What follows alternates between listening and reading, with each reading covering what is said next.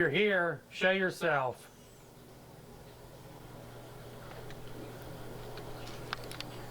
Oh. Oh. Did you hear that? You go in there? No. Okay.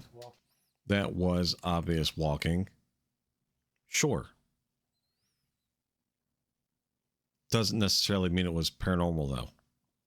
Even if the family's not in the house, doesn't mean it was paranormal. You know why?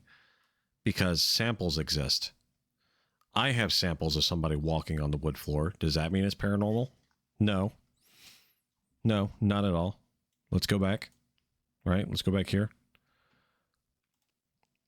Let me pull up this little nugget for you. All right. See, we have this thing here, right? Walking on wooden floor samples, right?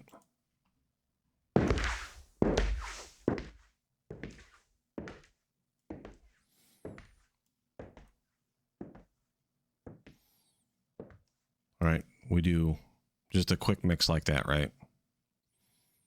Now let me pull these off to the side here. Minus that. Whoa. Did you guys hear that freaking voice? You go get it. No, I'm going to have to time this. Oh.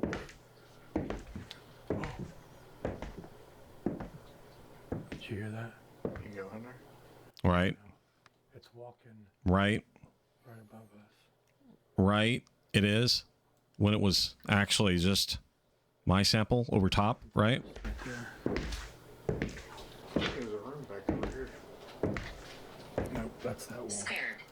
Weird, right? Weird how you could just drop the level on the sound effect and make it match, and it fits so perfectly, right?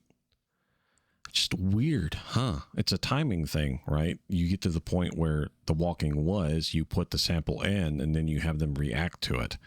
They could just react there, like, whoa, it's walking above us, and just add the sample in later.